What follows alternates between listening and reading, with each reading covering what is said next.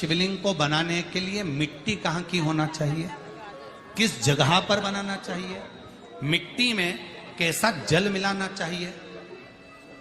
जब शिवलिंग का निर्माण करें, शंकर के शिवलिंग को जब बनाए तो सबसे पहले कैसे बनाए, उस तक का विधान शिव महापुराण में और लिंग पुराण में कहा गया। महाराज कहा क्यारे की मिट्टी हो, क्यारा मतलब समझिएगा जिस मिट्टी पर कोई गंदगी ना करी गई हो, ऐसी जगह का कोई भाग मिट्टी का लाया जाए जहां कोई गंदगी ना करे। शिव महापुराण की कथा कहती है।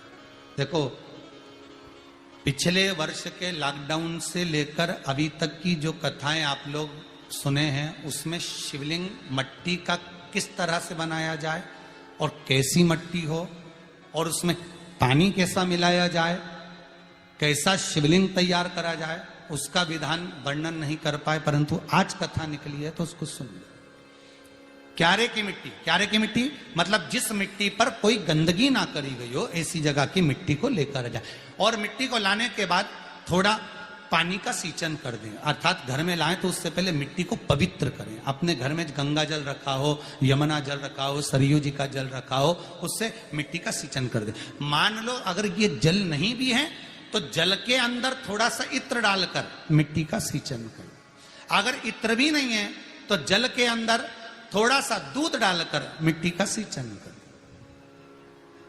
दूध भी नहीं है तो एक बेलपत्री जल के अंदर डालकर उस पानी का सींचन करें। बेलपत्र भी नहीं है, पीपल का पत्ता डालकर उसका सींचन कर दें। पर मिट्टी पर घर में लाते से ही, ये नहीं कि मिट्टी आज लाए और तुमको शिवलिंग कल बनाना है, तो मिट्टी अगर 1 दिन पहले लाए हो, 2 दिन पहले लाए हो, 4 दिन पहले लाए हो, तो उसी दिन जल का सींचन होना चाहिए। ये नहीं कि जिस दिन बनाएंगे उस दिन सींचन होगा।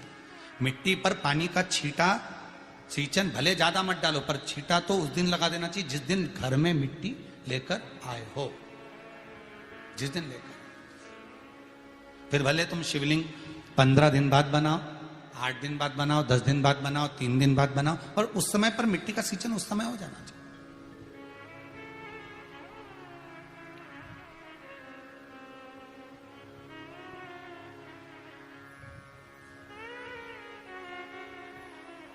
फिर कहा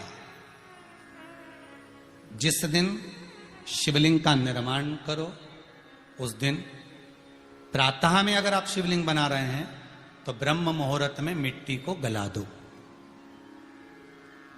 किस पानी से गलाना है उसका भी प्रमाण, उसका भी शास्त्र वर्णन करा। किस जल से गलाया जाए, शिव महापुराण की कथा कहती है अगर आपको आज शिवलिंग का निर्माण करना है, शाम को आप शिवलिंग का निर्माण कर रहे हो, तो अपने पानी का जो मटका होता है, हंडा होता है, रसोई घर में जहां पानी भर कर रखते हो, उसके नजदीक में एक कलश जिसमें अलग से ताजा जल भरा जाए और उस पर प्लेट ढकी हो और उस पर एक चावल का दाना रखा हो, उस जल को लेकर आओ। थोड़ी देर रखा रहे, आधा घंटा, 2 घंटा, 3 घंटा, 15 मिनट, 20 मिनट, पर वो पानी वहां रखा होना चाहिए। रसोई घर में अन्नपूर्णा का निवास होता है, परिंदे के पास पितरों का निवास होता है। अन्नपूर्णा, पित्र सब रसोई घर के भीतर विराजमान होते हैं। शास्त्र कहता है 33 कोटि देवता एक समय के लिए, एक क्षण के लिए हमारे रसोई घर में प्रवेश करते हैं। इसलिए रसोई घर को तुम पूरे घर को स्वच्छ रखो ना रखो, पूरे घर को तुम साफ रखो ना रखो, पर रसोई घर एकदम क्लीन होना चाहिए, साफ होना चाहिए, स्वच्छ होना चाहिए।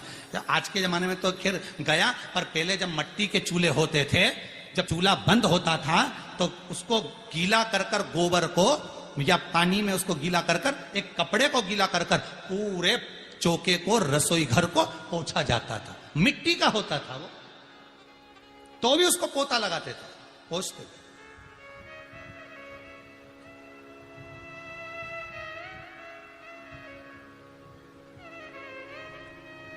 तो पहला क्रम है पार्थिव शिवलिंग का निर्माण। सावन के महीने में अगर आप शिवलिंग बनाते हैं, सोमवार को शिवलिंग बनाते हैं, तो नियम ध्यान रखिएगा महाराज, लिंग पुराण से है ये, इसका नियम ध्यान रखिए।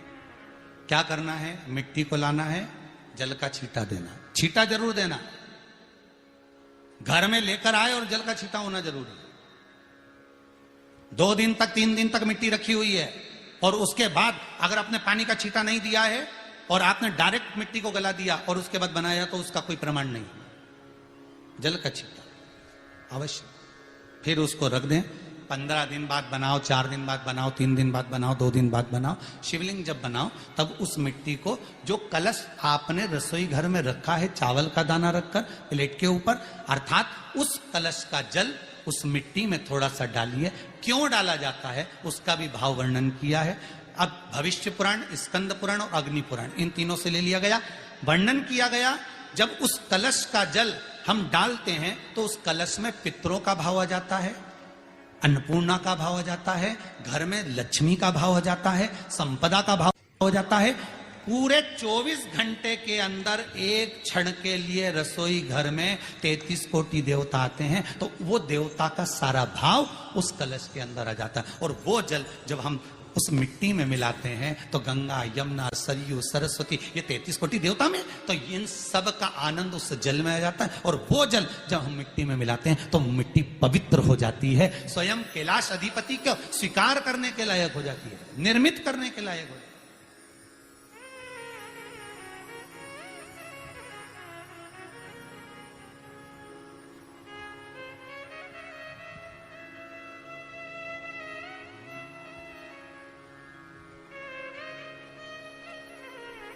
शिवलिंग का निर्माण। अब शिवलिंग का निर्माण कैसे करना? मिट्टी में गला दिया पानी में।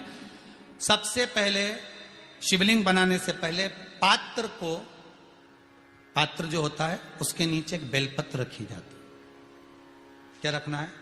एक बेलपत्र।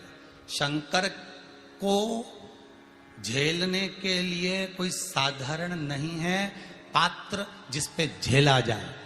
स्वयं गंगा शिव की जटा में, और आप शंकर के शिवलिंग का निर्माण कर रहे हो, कोई साधारण नहीं हो सकता। स्वयं आप विदेश्वर संहिता के अंतर्गत पढ़े कि ब्रह्मा और विष्णु, ब्रह्मा ऊपर जा रहे हैं, भगवान विष्णु नीचे जा रहे हैं, तो पता नहीं कर पा रहे कि यहां चरण कहां पर और शीश कहां पर है,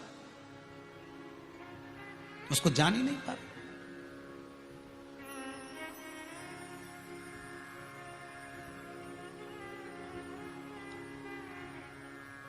बस एक बेलपत्र,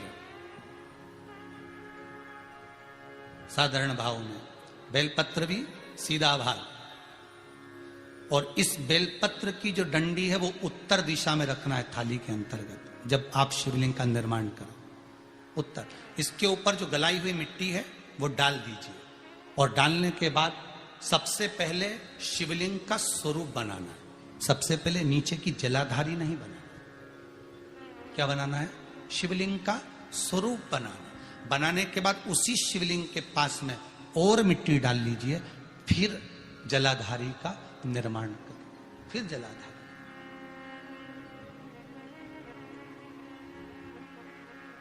शिवलिंग जलाधारी निर्मित हो गई। शंकर जी का संपूर्ण परिवार शिवलिंग में रहता है, आपको पहले भी कहा। भगवान भूत अधिपति भूतेश्वर, भगवान शिव का संपूर्ण परिवार शिवलिंग में है। पहले भी कथा में कहा, आज फिर आपको वर्णन कर देते हैं। जैसे ये जलाधारी है गोल, ये चरण है, ये शिवलिंग है। ये जो गोल भाग है जहां पर भगवान शंकर का शिवलिंग रखा है, ये पार्वती जी का हस्त कमल है। जहां से पानी नीचे गिर रहा है, इसके राइट भाग में श्री गणेश जी का स्थान, लेफ्ट भाग में श्री कार्तिकेय जी का स्थान।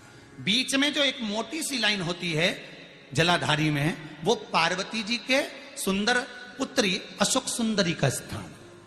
शंकर जी के ऊपर जो तिकोनी रखी रहती है, उसके ऊपर से जो जल बूंद बूंद नीचे गिरता है, ये जो पानी बूंद बूंद नीचे गिरता है, या आप कलश से जल चढ़ाते हो या आप संगीत से जल चढ़ाते हो, तो ये जो पानी गिर रहा है, ये शंकर भगवान की 5 पुत्रियां, जया, विषहरा, शामरी बारी, दोतली और देव, ये शंकर जी की 5 बेटी, 5 पुत्री।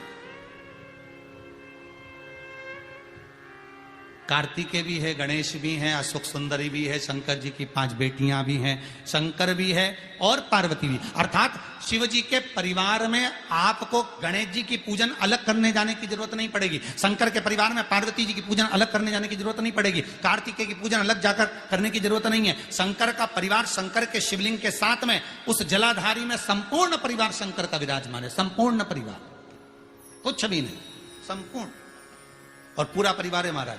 फिर वही बात आई, ध्यान दीजिएगा, जिस व्यक्ति को नींद ना आवे, रात्रि को सोते समय टेबलेट खाने की जरूरत नहीं, शंकर भगवान की 5 पुत्रियों का नाम लीजिए। जया, हाथ में जल लो, पलंग पर बैठो, जल हाथ में लिया, जया आचमन कर लो, विषहरा आचमन कर लो, शामली बारी आचमन कर लो, दौतली आचमन कर लो और देव आचमन कर लो। ये शंकर की जो 5 पुत्रियां हैं, ये ऐसी पुत्रियां हैं जो निंद्रा देवी को लेकर आती हैं और हमें विश्राम का आनंद सुख प्रदान करती हैं, हमारे नयनों पर विराजमान रहती।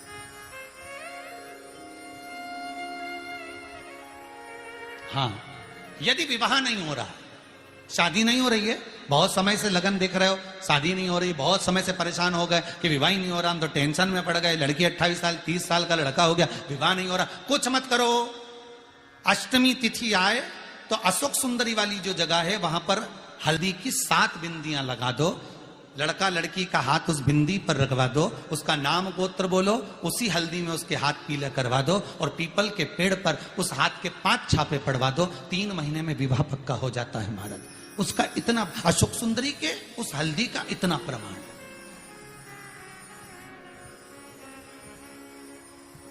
3 माह के अंतर्गत विवाह नक्की होगा। इतना इतना प्रमाण है महाराज। भगवान शिव की आराधना का कोई साधारण फल है महाराज।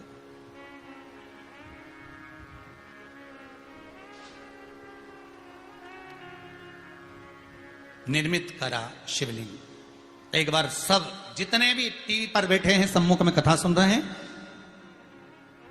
फेसबुक यूट्यूब पर सुन रहे हैं, एक बार साथ में समझें वापिस निर्माण को, शिवलिंग के निर्माण को। मिट्टी लाए, स्वच्छ जगह की, जल का छींटा दिया, रखा। जब शिवलिंग बनाया तो 1 कलश पानी पहले से 2 घंटा, आधा घंटा, 15 मिनट, 20 मिनट पहले उसको रख दिया, उसी पानी से उसको गीला करा। गीला करने के बाद उसका निर्माण सबसे पहले बेलपत्री, बेलपत्री के ऊपर मिट्टी, मिट्टी के ऊपर रखकर शिवलिंग का निर्माण, फिर जलाधारी का, जलाधारी का निर्माण और शिवलिंग का निर्माण पूर्ण होने के बाद में फिर बाबा का सुंदर भाव से आप श्रृंगार करें, अभिषेक करें, पूजन करें। और एक बात याद रखना, पार्थिव शिवलिंग का अगर निर्माण करा है तो आपको वो पार्थिव शिवलिंग को रात्रि होने से पहले विसर्जन होना जरूरी है। हाँ, अगर कोई भी शिवरात्रि का दिन है तो फिर आप पूरी रात रख सकते हो, हरतालिका तीज का दिन है पूरी रात रख सकते हो, बड़ी तीज है, छोटी तीज है, आप शिवलिंग बनाए हो तो आप पूरी रात रख सकते हो, विशेष कोई उत्सव है, श्रावण का महीना है, पूरी रात रख सकते हो। पर बाकी के समय अगर आप शिवलिंग का निर्माण करें तो उसको सूर्यास्त होने के पहले आप उसको नदी में, जल में, जलाशय में विसर्जन करें।